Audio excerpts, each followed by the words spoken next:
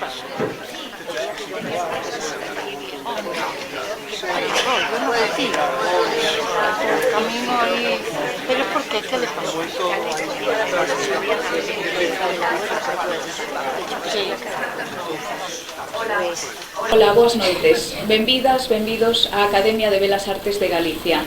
Imos a continuar co ciclo de conferencias Casas Modernas, pero antes teño un anuncio que facerlles para mañá, para a presentación da publicación Laxeiro, Outros Ollos, Nova Mirada, que se vai celebrar aquí mesmo, na Academia, con motivo do ano Laxeiro. Unha publicación de Xosé Carlos Valle Pérez, e que será aquí ás 8 da tarde, como hoxe. Teño que dicirlles que a entrada é libre ata completar a capacidade e ao finalizar o acto os asistentes recibirán un exemplar da publicación. Así que convidas encarecidamente a vernos mañá aquí de novo ás 8 da tarde. Bueno, logo desta xa longa viaxe polas modernidades que levamos visitado, México, Finlandia, Brasil, Francia, República Checa, Estados Unidos, agora ímonos achegando. Hoxe toca Portugal. Felipe Peña vainos a falar das casas do arquitecto portugués Álvaro Siza. Felipe é doutor arquitecto, estuda na Escola de Arquitectura de Madrid, vense a Galicia, esa é unha aventura tamén que en algún momento nos poderá contar, e dende entón é profesor na Escola de Arquitectura daqui, da Coruña, na nosa escola, onde, entre outras moitas aportacións, contribuiu e o segue a facer no enriquecimento das relacións internacionais, especialmente a través do programa Jacobus, no que participaba e no que sigue participando. É doutor honoris causa pola Escola de Arquitectura de Éberan, en Armenia, é autor de importantes obras arquitectónicas en Galicia, por citar algunhas delas nesta cidade que coñecerán sobradamente e valorarán a Casa das Ciencias, a rehabilitación do Museo Casares Quiroga ou o espazo do Campo da Leña. Felipe, ademais, é un magnífico debuxante. Tivemos a ocasión de desfrutar cos seus debuxos recentemente no seu nomeamento como académico desta casa. Precisamente, a súa tese doutoral versa sobre o debuxo no proceso do proxecto arquitectónico, en concreto, ademais, estudando obras deste arquitecto, de Álvaro Siza. Moitas grazas, Felipe, e cando queiras.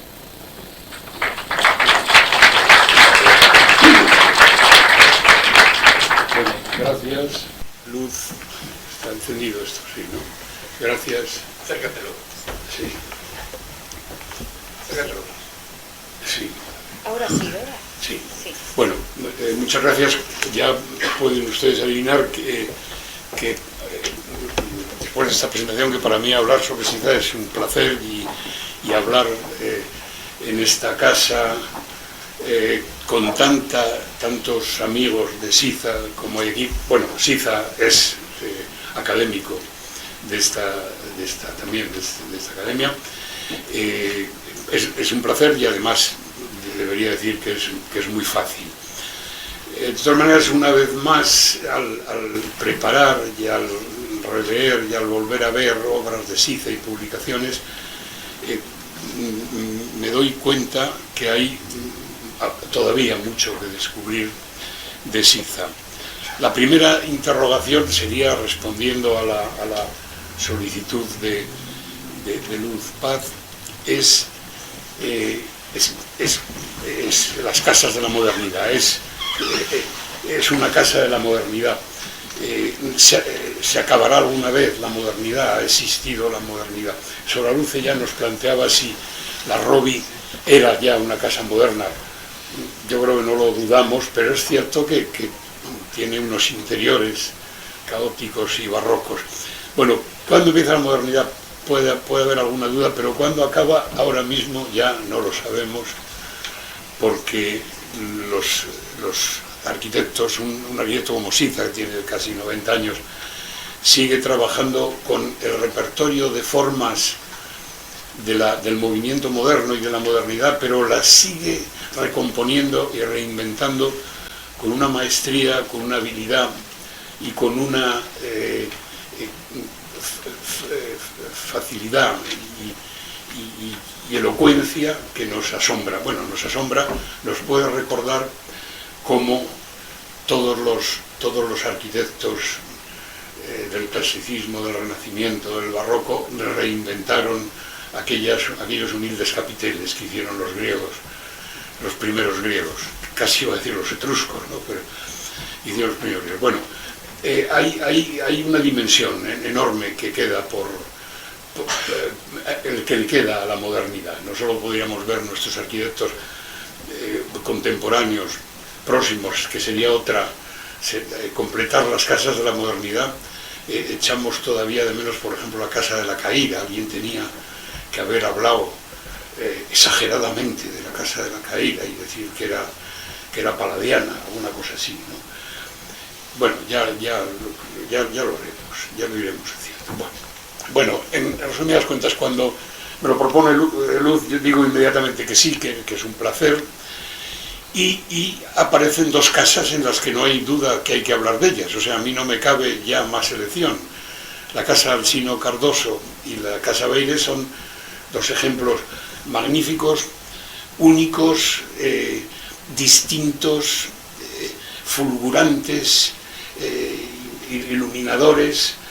Es hasta un mal ejemplo, porque responden a un momento de iluminación del arquitecto, esos momentos que decimos que hay que cuidar, porque pueden destrozar muchas casas y muchas ciudades, que de las iluminaciones hay que trabajar mucho para sacar un edificio, pero estos son así de simples y así de iluminadores. Entonces, vamos a hablar de esas dos casas fundamentalmente, pero yo quiero hablar brevemente también de otra manera más meticulosa de trabajar de Siza. Quiero hablar también de la relación de Siza con la Escuela de Arquitectura de La Coruña, una relación entrañable y muy larga. Y quiero acabar también viendo alguna casa reciente de Siza, porque han pasado 50 años desde los 70 en que se hacen estas dos casas, y Siza sigue trabajando, a veces un poco aceleradamente. Tiene que ir a China, a Corea, tiene que ir a sitios muy lejanos y hacer cosas muy deprisa, pero de vez en cuando tiene esos destellos prodigiosos de arquitecto maduro, de arquitecto que no necesita demostrar nada, y entonces sale una casa perfecta, porque no hay ningún complejo, ninguna voluntad expresiva, no hay nada más que responder y en todo caso añadir y dibujar una pequeña experiencia espacial añadida. Bueno, más o menos de eso vamos a hablar en este rato, y vamos a empezar. Bueno, son dos casas, una del 71 y otra del 76, muy próximas y muy distintas, no tienen nada que ver la una con la otra, son dos ramalazos, dos inspiraciones distintas, pero es que al mismo tiempo Siza está haciendo sus últimas casas de inspiración, podríamos decir vernácula, y está al mismo tiempo trabajando con unos trazados reguladores en proyectos más importantes como el Banco de Oliveira Cemeis, y veremos también un momento el proyecto de Bonaval, en donde Siza instala un complicadísimo trazado geométrico que va hilvanando pieza por pieza y línea por línea todo el entorno, todo ese contexto que a Siza le da rabia a veces que le llamen arquitecto contextual, pero todo ese contexto que él maneja, manipula, incorpora sus obras y se desenvuelve en él con extraordinaria, lo va incorporando con una geometría que admiraría a Luca Pacioli, a Vitruvio, a todos nuestros amigos que hacían aquellos humildes trazados, que eran dos simetrías y etc. Bueno, si no avanzamos, no...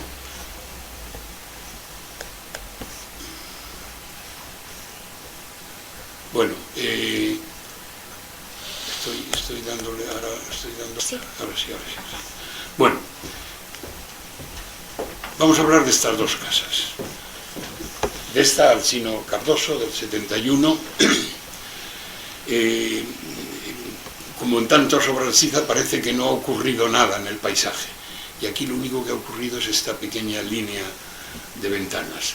Y la otra casa que vamos a ver es esta es una casa en una parcelación vulgar de la periferia de Póvoa do Varzim, de la zona de la playa, y en la que Sisa tiene que hacer para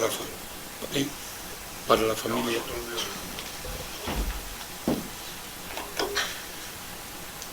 Esa, sí. Sí. Bueno, en la que Sisa tiene que hacer para la familia, ya hemos avanzado demasiado.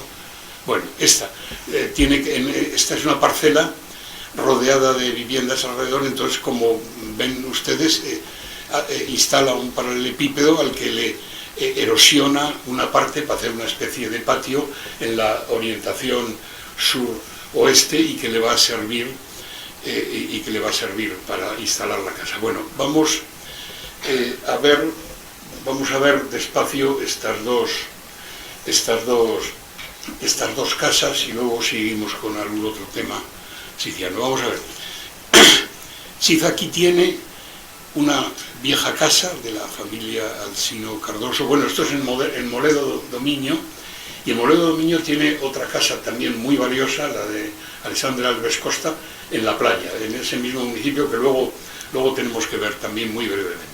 Bueno, aquí Sisa dispone de estas viejas construcciones, además el proyecto incluye otra construcción que está aquí a la izquierda, y ahí tiene que ampliar esa casa. La verdad es que esta casa es muy pequeña, y entonces amplía esto que ven aquí, nada más, que es un programa de habitaciones que ven que desciende 1,50 m sobre el nivel de la casa, y lo hace con la intención de hundirse completamente en este paisaje de viñas del norte que hay en Portugal, en Moledo do Miño. Y su mecanismo geométrico es, como ven, es insertar con brutalidad y desparpajo un triángulo con un ángulo recto aquí, y que rompe al introducirse en la casa. Hay unos bonitos detalles de cómo las vidrieras, luego veremos cómo las vidrieras de la casa nueva entran por las ventanas de la vieja, esos pequeños detalles. Bueno, este elementalísimo recurso es todo. Luego lo demás son pequeños detalles de arquitecto hábil y astuto. Esta es la casa de Alsino Sutiño.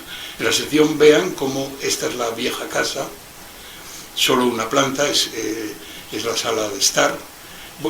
Hay otro pequeño detalle ahí, y descendiendo encontramos el nivel donde están las habitaciones. Se ve la flecha y moverse. Sí. Bueno, donde están las habitaciones. Esto es todo, ¿no? Como ven, el paisaje permanece intacto, como veían en la foto, pero es que además Sisa ha conseguido casi no tocar las plantaciones que había por allí. Sus esquemas hechos muy deprisa y con una urgencia admirable, porque le permite estar experimentando continuamente con formas y con paisajes,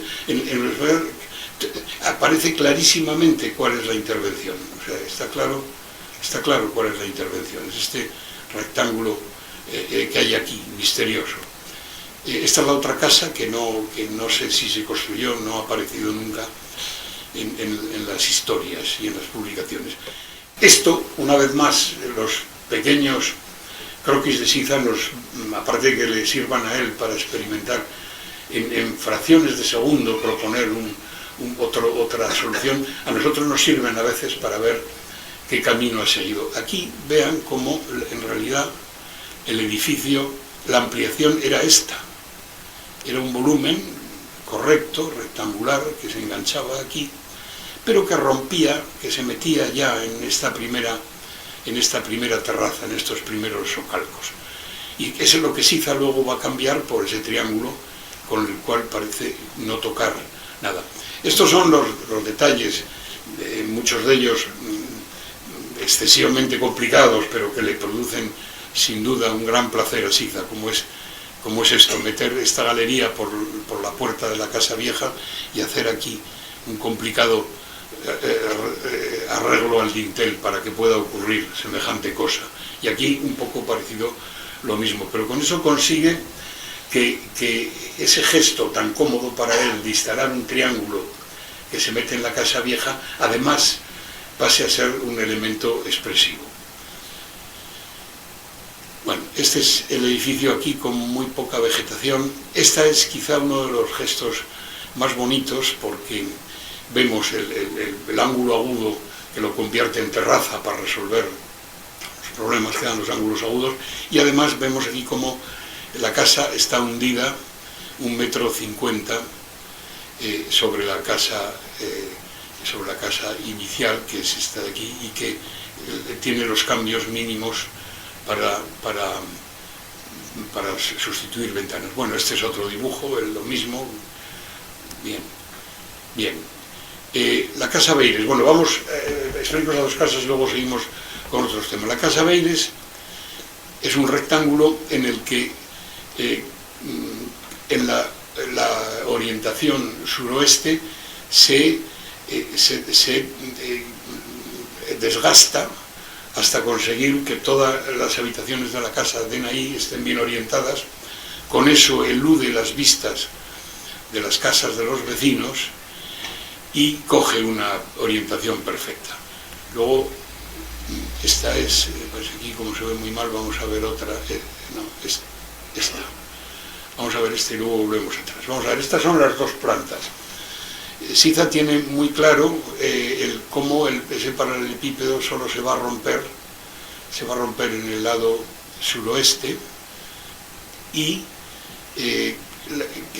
establece una estructura muy elemental en la que con rigor las vigas y los pilares se colocan bien en la primera planta, y la segunda se coloca sobre tabiquería más ligera y la cubierta se instala sobre esta tabiquería más ligera. La planta baja son zonas de estar, y la planta alta son las habitaciones. Bueno, esto es, hay dos aseos, no hay nada más.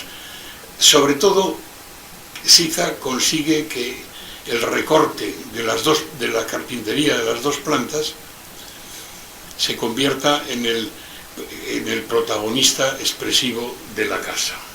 Esta es la casa, esta es la línea de la terraza, y vean que Siza, también con un despliegue formal curioso, pues trata de completar el rectángulo de la casa, trata de completarlo con estos muros que sobresalen. Y además también nos sorprende con este gesto clásico, que es hacerle un ábside a la casa. En el eje principal de la casa le hace este abultamiento que va a ser la cocina y va a ser el vestíbulo de entrada, pero que le da un aire, a quien mire desde este lado, de una vivienda, diría clásica, es decir, una vivienda completa, una vivienda sin las incidencias que luego nos propone para buscarle la orientación y para hacer ese patio. Bueno, estos son los muros que Siza no duda en exhibir. Siza tiene muchos gestos que no se sabe muchas veces si son bromas trascendentales o qué son. Bueno, este es con un cuidado ya y pequeño deterioro, esta es la pieza esa, cuando menos sorprendente, que intenta establecer un orden en la forma de la casa, en la fachada de la casa, intenta establecer un orden que luego no va a tener en el interior. Este es el documento perfecto para explicar esta casa. Bueno, Siza en esos momentos ha acabado la carrera a mediados de los 50, empieza a trabajar. En los 60 ya ha hecho las piscinas de la ESA de Palmeira y ha trabajado con Tábora, o sea, tiene ya cierta obra, empieza a ser conocido, y sobre todo empieza a tener a tener sus maneras de hacer y de trabajar. Entonces las dos maneras que se cruzan en aquel momento son una pasión que hemos vivido aquí también en Galicia por la arquitectura vernácula. O sea, hay el convencimiento que lo hemos tenido aquí en los 70 de que la enseñanza que puede surgir de la arquitectura popular era insustituible y era magnífica y era una enseñanza racional, económica y que no se podía eludir. Siza comparte todo eso, pero lo hace y demuestra ya unas habilidades compositivas que luego van a ser elementos de la arquitectura moderna deconstruida, que son estos quiebros, estos cambios, estos quiebros en las paredes, estos cambios en las masas, estas maneras de maclar un volumen en otro. Pero esto lo hace todavía dentro de esas pautas de la arquitectura vernácula. Entonces, esta es la casa de Moledo do Miño, que muchos de ustedes conocen, sobre todo porque su propietario, Alexandre Alves Costa, es amigo también de estas casas nuestras, y ha venido a menudo, y es una casa muy sencilla, una casa de verano, una casa que conoce mucha gente y que ha visitado mucha gente. Es en una parcela muy cerca de la playa, es esta parcela, para que lo recuerden y puedan ir a verla. Y esta es de nuevo la casa que me parece extraordinaria, y es todavía un momento antes de llegar a la casa Beides y a la casa Alsino Cardoso. Vean todavía cómo las pendientes de la cubierta mandan mucho y son muy explícitas. Este es el interior de la casa. Esta es la parte que da al sur, al interior de la parcela. Se sitúa también en el borde de la parcela. Esta es la entrada. Y estos son algunos croquis en donde vemos todavía ese recuerdo de las arquitecturas vernáculas. Y al mismo tiempo, es también esos años, Siza es cuando le plantean hacer un banco en Oliveira de Acemeis y le dan un solar que está en medio, en un difícil equilibrio entre el casco histórico y lo que llamaríamos un nuevo ensanche, un nuevo eje que ha fabricado con un urbanismo admirable que ahora vamos a ver. Cuando le plantean eso, Siza sabe que ahí no le sirven sus iluminaciones rápidas y sus iluminaciones inmediatas, que hace falta un trabajo para recoger todas las señales que hay en el entorno e incorporarlas en un edificio. Este plano que ven aquí, que se ha publicado en algún sitio, es un plano de trabajo, es un vegetal sobre el que el arquitecto está horas y horas. Es un plano de trabajo en el que aparecen perspectivas que van avanzando, según van avanzando las formas en planta, Siza hace alguna perspectiva para explicarse a sí mismo cosas. Ahora veremos rápidamente cómo compone este trazado regulador complejísimo y además sin concesiones a nada, solo con ángulos, con mediatrices, con simetrías angulares. Bueno, este es el Banco de Oliveira de Acemeis, es una esquina que ahora vamos a ver, al lado es el Banco Pinto y Sotomayor. El banco ha comprado este palacio, es el Palacio de Corte Real, y este cambio de nivel es el paso del nuevo trazado a el camino romano y camino real de Oliveira de Acemeis, que ahora veremos. Bueno, está aquí donde mejor se ve. Oliveira de Acemeis, la carretera que cruza, que va de Lisboa a Porto, es esta. Es el viejo camino romano y es la vieja vía que une el norte y el sur de Portugal y alrededor de la que se construye la ciudad. En los años 40 se construye una vía paralela, lo cual parece una especie de magnífica manera de hacer un ensanche, de duplicar una ciudad, de abrir y de poder disponer de los viarios y de los equipamientos que necesita una ciudad que está creciendo. Entonces, a lo largo de esta vía nueva se instalan todos los nuevos equipamientos. Bueno, vamos a... este es el solar de Siza. Este es el solar de Siza.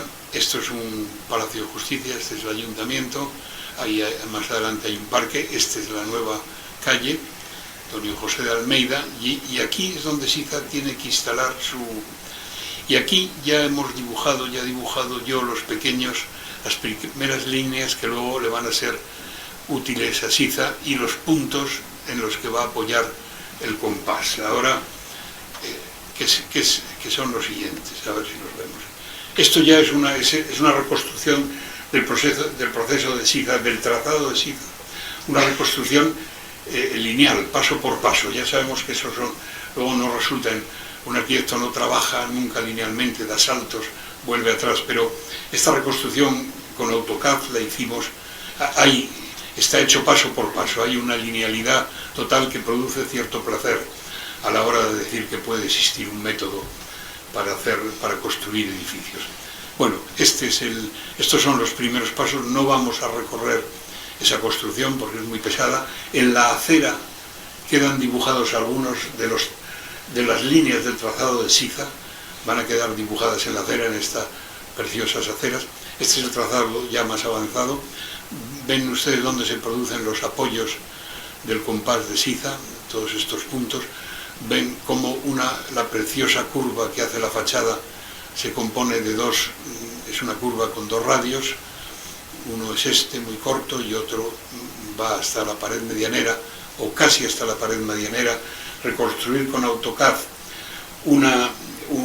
algo que se ha hecho pinchando en un papel vegetal es mucho más preciso el papel vegetal por la imprecisión que contiene, por los movimientos que tiene, el grosor de la mina del lápiz y la aguja del compás al apoyarse, que el AutoCAD, que es insoportablemente unívoco, ¿no? Y único. Bueno, estos son todos los trazados que no los vamos a ver ahora, y estas son maquetas de Siza con alternativas a esa planta que han visto, siempre cuidando esa radialidad que es la clave de toda la composición. Está dentro de esa maraña de trazados. Siza va eligiendo los puntos en los que va a poder instalar una estructura. Estas son nuevas maquetas y esta es una foto del final y aquí lo vemos mejor. Bueno, esta es el este de Siza, Palacio de Justicia, un parque, hay otra institución, el ayuntamiento, la vieja carretera norte-sur y vía romana y la nueva vía de ensanche. Esto ya hemos visto todo de Oliveira Cemeis, pero significa un cambio radical sobre la iluminación que ha dado lugar a Alcino Cardoso y a Beiles, que son un instante, se producen en un instante, luego habrá que dibujarlo, pero solo hay una precisa tema de avance del proyecto. En Oliveira Cemeis, en el banco, vemos que Siza tiene que trabajar mucho, tiene que ir recogiendo mediante un trazado geométrico líneas y puntos de todo el entorno y de todo el casco antiguo y nuevo de Oliveira Cemeis. Algo parecido le ocurre a Siza cuando 10 años o 12 años después el ayuntamiento, Gerardo Esteves le llama para que haga el Centro Galego de Arte Contemporáneo. Aquí es algo parecido pero mucho más elemental. Este es el mismo plano, ese mismo mapa conceptual de Siza es este, en Bonaval. Entonces aquí vemos que Bonaval no es más que dos naves que se encuentran, un importante problema geométrico y arquitectónico, constructivo y formal que hay aquí, y con eso Siza deja resuelto el proyecto. Pero aquí sí va a utilizar muchas líneas que las vemos marcadas con esta línea será una línea extraída de otro sitio. Esta visual desde esta esquina le permite él explica que deseaba que se viera desde aquí las chimeneas, las lareiras de la iglesia que hay un poco más arriba. Esta es la calle Valle Inclán. Bueno, vamos a verlo también rápidamente. Bueno, aquí veis, a Siza le ofrecen este vacío aquí, un vacío residual. Esto son las cosas que más le gustan a Siza, los residuos. Entonces aquí es donde tiene que poner, este es el Colegio de la Salle, calle Valle Inclán. Esta será una pieza preciosa, a pesar de ser insignificante, la casa del escultor, de paso del museo a Bonaval, de entrada a Bonaval, de amueblamiento de este paisaje. Bueno, esto viene a ser lo mismo. Este es la foto que se lleva Siza en su carpeta a Oporto, y es donde está claro el carácter de residuo que tanto le gusta, que le ofrecen, de residuo en un paisaje histórico y sus conflictos con lo nuevo, ¿no? Bueno, pasamos deprisa. Estas son las líneas que utiliza Siza del entorno en Bonaval. Este es el viejo Bonaval, que algunos de ustedes recordarán, en donde ya hay aquí un objeto, curiosamente, colocado por Chamoso Lamas. Es un equipamiento que proveía de leche a las familias pobres, una cosa así, pero sobre todo ven el diedro con el que Siza se enfrenta al hacer su proyecto.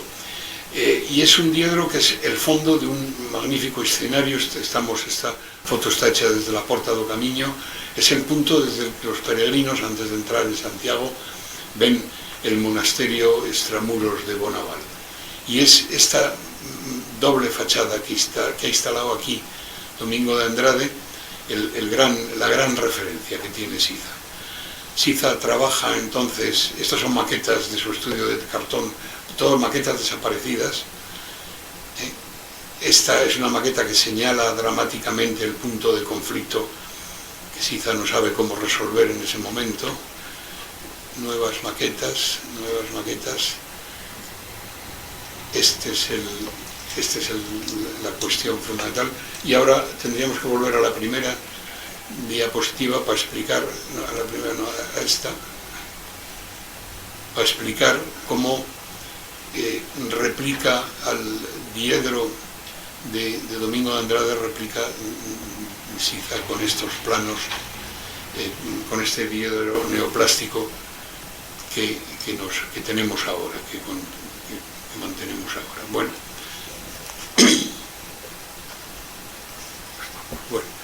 seguimos. En el 76 se produce el SIAC, el Seminario de Arquitectura Contemporánea. Es un momento de llegada masiva de arquitectos contemporáneos a Galicia. Hasta entonces, pues, es un movimiento mucho más lento, mucho más individual, pero al SIAC vienen todos los arquitectos conocidos, Rossi, Cleigius, todos los arquitectos más famosos del momento. Viene Siza también. La prueba de la trascendencia de aquel simposio es que Siza, que ya ha hecho la casa de Beires y la casa de Sino Cardoso, no se le ocurre explicar eso, le parecen cosas insignificantes, y Siza viene a explicar los programas de vivienda social y de rehabilitación del centro de Oporto de São Víctor. Entonces en el SIAC Siza explica humildemente unas gestiones para dotar de vivienda a la gente de los barrios del centro y unos diseños bonitos sobre esas nuevas viviendas. Esa es la primera llegada de Siza. En el 76 ya este número de arquitecturas bis Moneo habla sobre Oliveira Cemeis, me parece, y Oriol Boigas, también es un poco ya la fama internacional de Siza, porque hasta entonces sí se ha hablado de él en Madrid, en Hogar y Arquitectura, y en la revista de arquitectura del colegio, en sendos artículos de Nuno Portas. Nuno Portas es una pieza fundamental, amigo íntimo de Siza, es el primero que habla de él en estas revistas madrileñas. Nuno Portas es además un urbanista experimentado y que ha trabajado mucho en Madrid y ha trabajado mucho en el plan de Santiago de Compostela, ha trabajado mucho en España y conoce muy bien estos temas, y es el primero que habla de Siza. Luego habrá artículos en Contraspacio y habrá artículos en Lotus Internacional, en revistas italianas. Pero ahora vamos a lo que nos interesa más. Siza empieza a venir a la Escuela de La Coruña. En los últimos años de la dictadura de Portugal y la dictadura, en los últimos años de la dictadura de Franco, un arquitecto español tiene que huir a Portugal por los montes de Orense, porque lo están buscando en San Casabella, se puede decir el nombre, y allí entra en contacto con Siza y con todo su grupo. De aquí le decimos, mira, pregúntale a Siza si se le ocurriría, si quiere venir. Hasta ese momento hay que reconocer que en Galicia, en la Escuela de Arquitectura de Galicia, se miraba mucho más a Italia o a Francia que a un portugués. Un portugués era siempre un individuo al que se le llamaba para cometer alguna fechoría. Esa era la palabra que se decía, hay que llamar a un portugués, se decía cuando los estaban enfadados. En todo caso, a Portugal se iba a ver las cerámicas de Rosa Ramallo, de Misterio, y a beber vinos verdes, aguardientes magníficos, y a comer bacalao. A nadie se le ocurrió ir a ver una obra de Siza, y había ya obras de Siza. Pero Siza responde que sí, ya hemos conocido sus obras por las publicaciones. Siza dice que sí, y se produce una llegada triunfal, y entonces durante 4 o 5 años Siza viene todos los años, el mes de mayo. Este es uno de los carteles que hicimos. Bueno, viene, y además viene acompañado de todos sus amigos y las señoras de sus amigos. Entonces podéis imaginaros que Tábora da otra conferencia, Alsino Sutiño da otra, Siza cuenta también sus cosas. Es una auténtica fiesta, y en las comidas que hay en la escuela, que muchos de ustedes recuerdan, en casa de Alfredín, pues había 20 o 30 profesores y alumnos y arquitectos de La Coruña. Cada uno se pagaba su comida, porque la Comisión de Cultura no estaba para grandes dispendios, pero era una suerte, por un lado, y era una admirable manera de conocer y hablar a estos amigos portugueses. Entonces este es uno de los carteles del 82, y este es otro cartel del 81. Bueno, ese es el momento más de mayor intensidad de relación entre Siza y nosotros, y la Escuela de Arquitectura, de una manera, podríamos decir, más o menos colectiva. Luego vendrá el Museo de Bonaval, y luego vendrán diversas obras de Siza en Galicia. Bueno, pero teníamos que hablar de estas dos casas.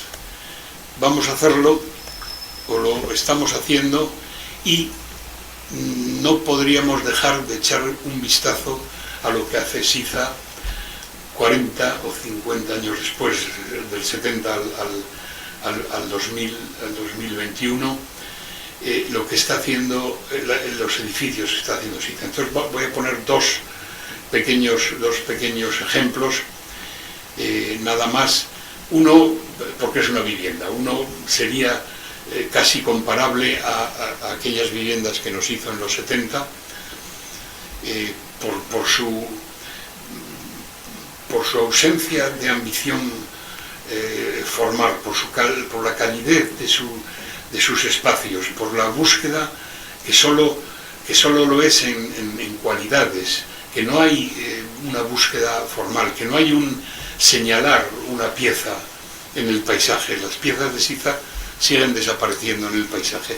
Esta es la casa de Uciño, que hace en Sintra. Bueno, a todo esto, este es el Océano Atlántico, esta es una zona de Sintra, de costa protegida. Se puede construir en esta zona alta, pero solo reformando casas que ya existan. Entonces Siza dispone aquí de las ruinas de una antigua casa, es decir, construye sobre los cimientos más o menos libremente de una construcción que ya existía. Y estos son sus croquis también. Es una casa para unos artistas. Esta es la parte alta de la parcela, y este es el rectángulo del que apenas puede salir y puede moverse Siza. Estos son sus dibujos, pero que una vez más explican muy bien, con pequeñas variaciones, de qué se trata. La casa tiene un enorme espacio, que es una sala de estar, y que es con vistas al mar, y una entrada en un nivel más alto, que es donde está la cocina. Esto podría ser. Aquí está la entrada, la cocina, esta es esa gran sala, y este es un pequeño dormitorio que prolonga tímidamente esa gran sala con más altura que el resto de las dependencias. Estos son los dibujos de Siza, y esta es la casa. Se entra por aquí. Este gesto parece hecho para coger a los dos coches, pero en realidad responde mucho más a la voluntad de dejar en conexión el dormitorio, pero apartarlo de este gran espacio en dos niveles: la cocina, esta es la entrada, la cocina y un comedor arriba, y este es el gran espacio con prácticamente una doble altura. Desde aquí hay una salida que va a una terraza situada encima de los dormitorios, y luego hay una terraza pues más o menos ajardinada. Solo esto es la casa. La ausencia de cualquier gesto desproporcionado, o cualquier gesto que llame o que rompa esa cuidada y prudente y madura pretensión de Siza de nada más responder al lugar, al espacio interior, y no buscar ninguna iconografía suplementaria. Aquí esta es lo que les estoy contando. Esta es la gran sala donde ahí arriba está el comedor, es el vestíbulo de entrada y la cocina, y este es el dormitorio. Esto es visto desde el jardín, un gran ventanal, y aquí encima la terraza. Esta es la casa de Uciño, y esta es una foto sacado del último croquis. El último croquis le dedica un número doble a los proyectos de Siza del 15 al 21.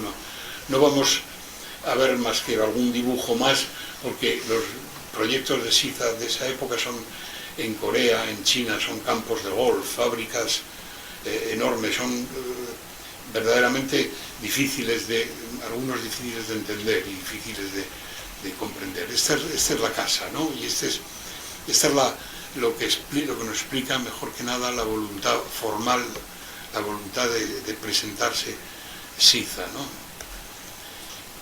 De esa misma época aparece, esto es de un golf, este es de un campo de golf en Taiwán. Entonces esta es la pieza de la entrada, que controla la entrada de coches. Hay que decir, y por eso lo pongo, de que Siza nunca quiso ser arquitecto, como casi todos los grandes arquitectos. Nunca Sisa quería ser escultor y ese ser escultor se le nota en cómo a veces surge y cómo a veces lo contiene. Pero aparece continuamente esa vocación de escultor de Sisa. Y hay una sorprendente también estos últimos años, en el 2015, hay una de esas piezas también ambiguas, contradictorias, que nos vuelven a mostrar la dimensión de Sisa, sobre todo su versatilidad, su enorme capacidad proyectual.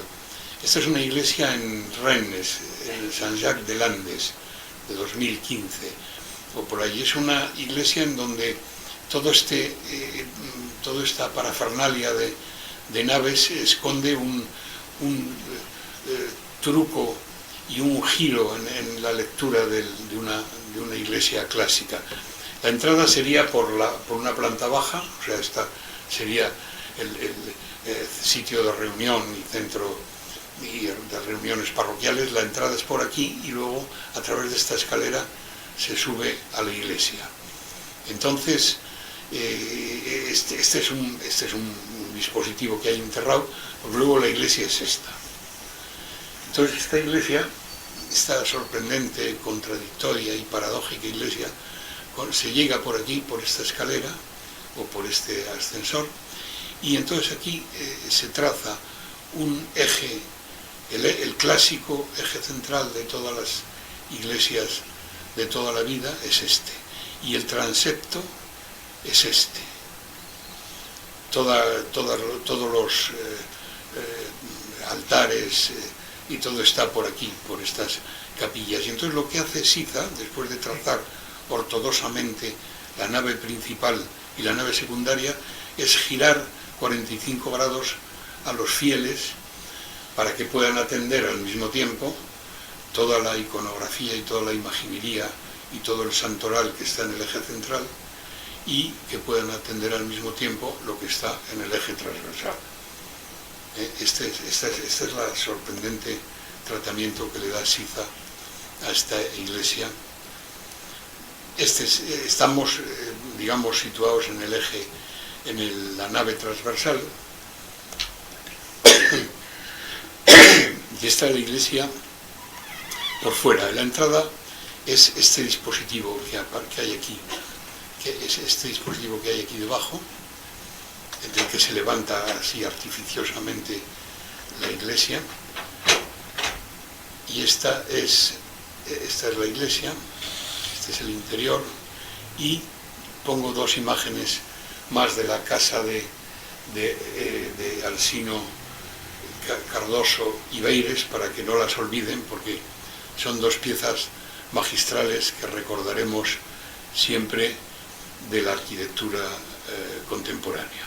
Yo, para terminar, diría primero que tenemos que revisar las casas de la modernidad, porque vemos que con arquitectos como Sisa, recombinando formas y recombinando todos los significados y significantes de que disponemos, todavía hay un enorme campo para la modernidad, para seguir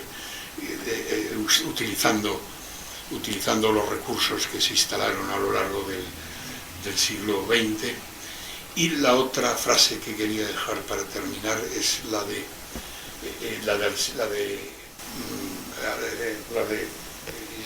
su amigo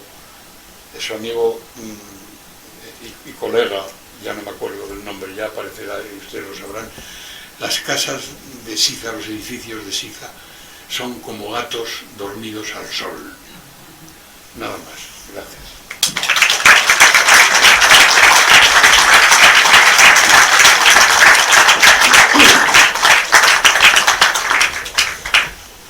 Bueno, muchas gracias, Felipe. Se ve que disfrutas hablando de Sisa, la verdad, ¿no? Que lo vemos además tan próximo que casi parece gallego. Sí, debería ser. Sí, yo creo que hay que nombrarlo. Pues ya en esta casa. Sí, efectivamente. Ya está. Efectivamente. Muy bien. Bueno, seguro que hay comentarios, preguntas. Sí, adelante. Bueno, de las pocas imágenes que he visto me daba la impresión de que Siza también trabajó mucho con la luz. O sea, con la luz. Que, o sea, se ve que enfoca mucho el valor por dónde entra la luz y cómo se dirige la luz, que lo maneja bastante. Me da la sensación a mí por las imágenes, que a lo mejor no es cierto. Sí, la otra cosa que quería más o menos resumir es cuáles son los valores fundamentales que pone Siza para decir que es modernista. Bueno, Siza habría que añadir que le deslumbran sus primeras admiraciones son Álvaro Aalto, o sea que ya es el final del modernismo, es una revisión del movimiento moderno a Aalto. Decir que le asombra también, lo dice en una de sus últimas entrevistas, el Ronchamp. Entonces, luego, todos los arquitectos, la información que le llega a Siza es arquitectura de Sorbillo, o sea que Siza es un moderno tardío. Si Siza es un moderno es porque obcecadamente utiliza líneas rectas, ortogonales, ángulos rectos, paredes blancas, los utiliza como nadie. Yo iba a decir ni Le Corbusier las usaba tan directamente blancas. Es alto quizá, y entonces es, bueno, y su repertorio es el de la modernidad, del movimiento moderno, aunque es cierto que lo amplía, que lo dispara, que juega con él, que lo retuerce, como buen escultor, que es lo que me hubiera gustado ser. Entonces, definitivamente es un arquitecto moderno y sobre todo, definitivamente no va a dejar de serlo. Hay tantos que nos hemos tenido, tantos arquitectos que los hemos tenido que llamar posmodernos porque no entendíamos lo que hacían y porque habían abandonado la ortogonal y lo blanco.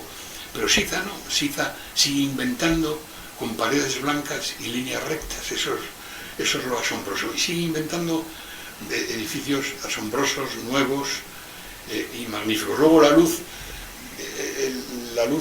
yo diría que sí, que juega con la luz, claro, que Remedio juega con la luz. Yo diría que también trabaja, como en esta iglesia última que hemos visto, produce una inversión en los significados y en los clásicos. Siza se esfuerza en las dos iglesias que tiene en hacer grandes ventanales muy estrechos y horizontales, pues algo que no había aparecido nunca en la historia de la humanidad, entre otras cosas porque no se podía construir, no se podía hacer un vano de 10 metros y poner un cristal debajo. Eso lo hace en San Marco de Canaveses y lo hace en muchas iglesias, y lo hace consciente de que la monumentalidad tiene otras formas. Con los nuevos recursos, con los nuevos materiales, la monumentalidad se puede organizar horizontalmente. Bueno, ya lo hacía también Le Corbusier y Gropius y todos. Descubrieron que la horizontal era una fuente de monumentalidad, cosa que no lo hubiéramos creído. Siempre todos hubiéramos creído que lo gótico era lo único posible, las paredes verticales y estrechas. Y entonces ahí es donde sorprendentemente las luces de las iglesias de Siza rompen con las iglesias tradicionales. Hay una línea de luz deslumbrante, incomodísima, a la altura del que pasea, y además que da la sensación de que hay algo ahí que no se va a sostener y que se va a caer en cualquier momento.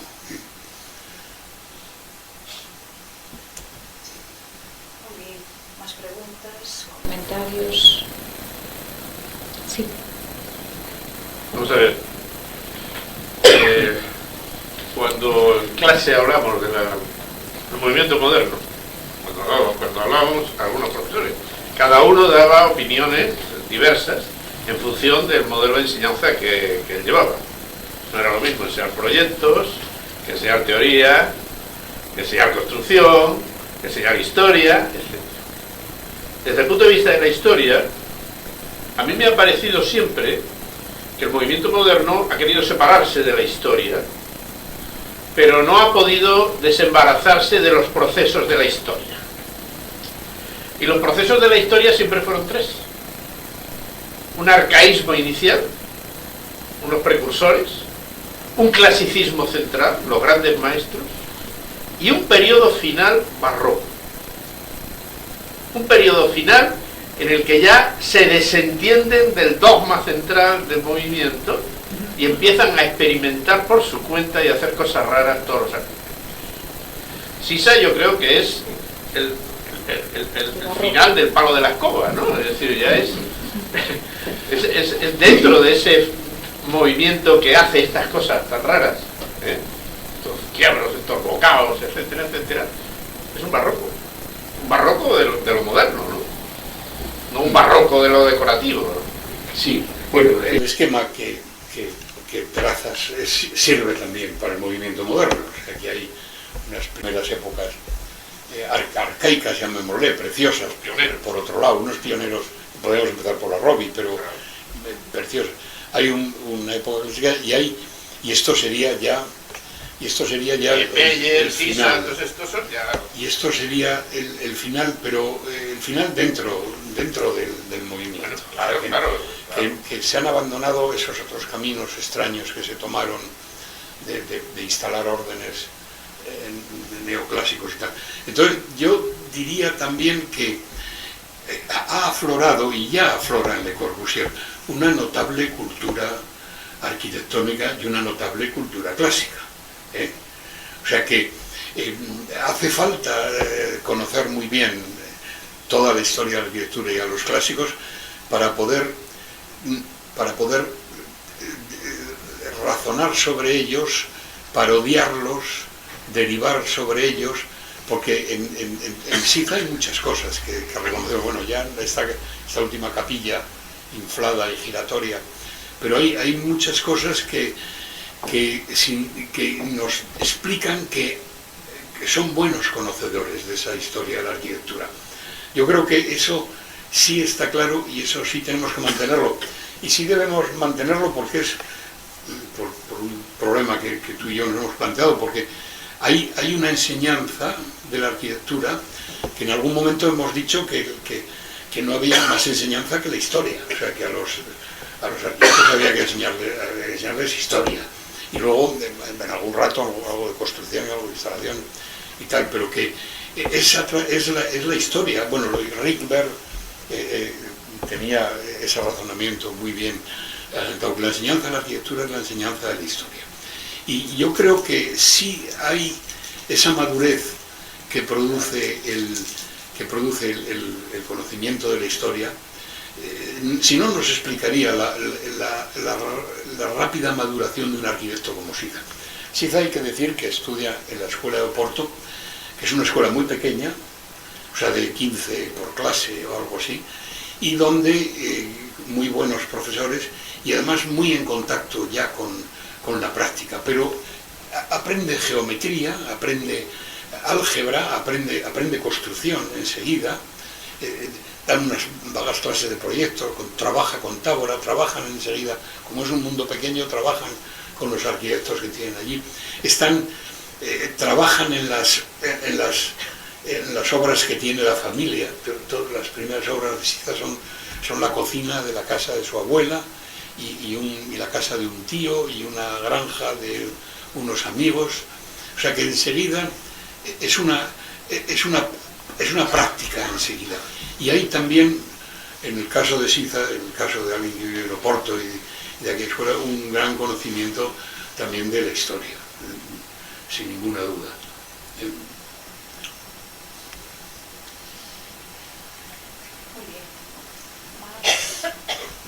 ¿Algo que comentar? Felipe, ¿quieres comentar algo más? No te quedes con las ganas, que me contaste que querías polemizar y todo. Yo tengo aquí un papel lleno de cosas. Sí. No podemos, sí, todas estas cosas. Sí, Van saliendo. de la modernidad, ¿no? De la definición de la modernidad. Que queremos definirla, pero se nos va escapando cuando... Bueno, eso. Bueno, No, una esa cosa- claridad se va Una escapando. cosa que no ha dicho, Felipe estudió en una escuela del siglo XIX, todos nosotros. Nos pasamos la vida pintando columnas. Lo raro es que no hubiéramos salido Bofill en vez de otra cosa, ¿verdad? Sí, nosotros en la Escuela de Madrid empezábamos a conocer los órdenes clásicos y a componer un templo con las normas de Vitruvio y de los... Y no digo que las domináramos, pero sí las conocemos y sí las somos capaces de practicarlas. Tú las has puesto en muchos edificios, ¿verdad? Sí, y más o menos camufladamente se deslizan. Bueno, yo creo que como estamos en Coruña no deberíamos olvidar a César Portela, ¿no? ¿Hasta qué punto influyó él en la obra de la Domus? Bueno, la obra de Domus la hace con Isozaki.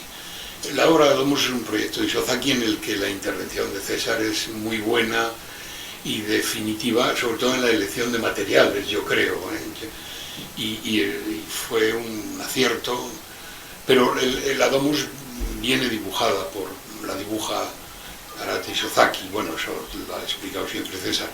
Sí le viene muy bien a Isozaki el contacto con César y los materiales de Galicia.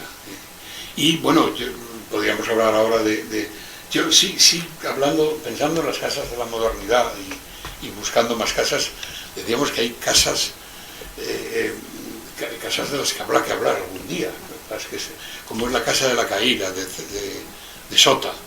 La Casa de la Caíra es insólita,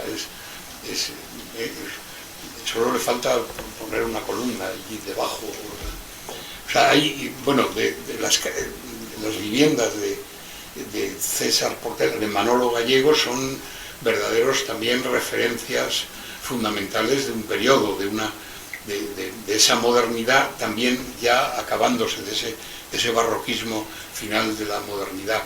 Yo estoy viendo estos días las casas de otro arquitecto gallego muy desconocido, un extraordinario, que es Alberto Noverol. He estado viendo una casa en Catoira de Alberto Noverol que debía de estar al lado de estas de Siza, porque es una casa también pequeña y cargada, con muy pocos gestos y cargada de sentido. No sé si se construyó, no. Alberto Noverol huía de la vivienda unifamiliar, consideraba que era un despilfarro que un arquitecto se dedicara mucho a un individuo o a dos que iban a vivir en esa casa. Bueno, es muy difícil. Es muy difícil, es un tema muy difícil. Trabajo complicado. Claro.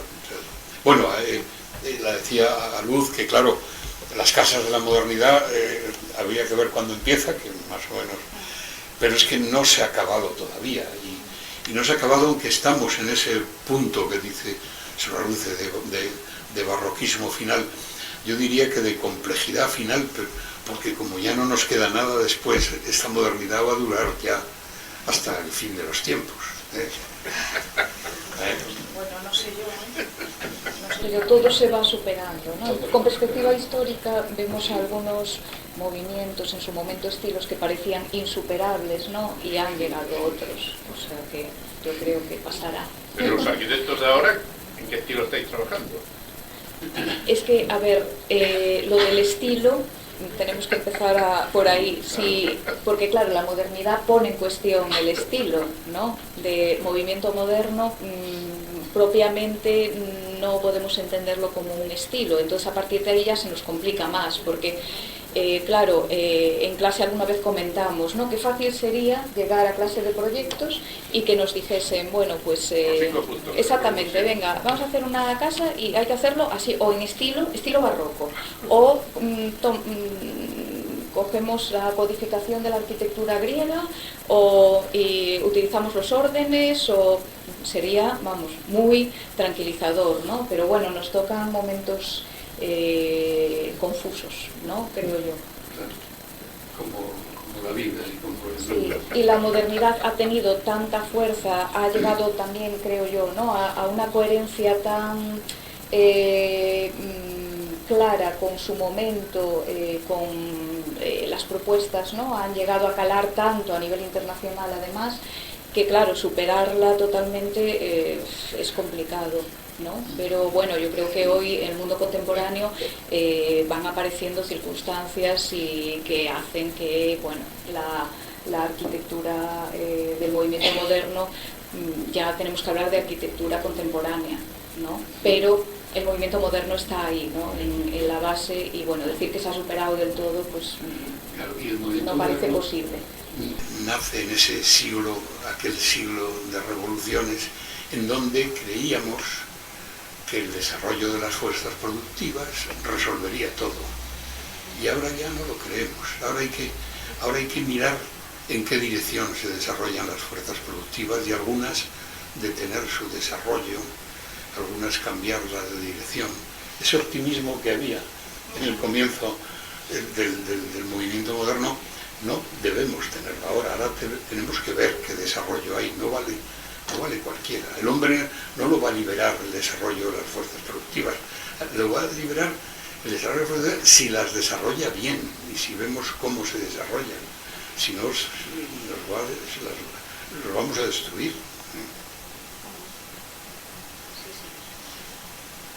Muy bien. Bueno, ¿algún comentario más? ¿Algo? ¿No? Bueno, pues Felipe, muchísimas gracias, y simplemente recordarles, tenemos una cita mañana aquí con la presentación del libro de Laxeiro, y tenemos otra el próximo martes con la última conferencia de este ciclo, de este año. Hemos tomado buena nota de las sugerencias que se han hecho, ¿no?, de la modernidad gallega también. Y pues nada, cerraremos el ciclo con la Casa Ugalde, de la que nos van a hablar Patricia Sabín y Enrique Blanco. Así que les esperamos mañana y les esperamos el martes. Gracias.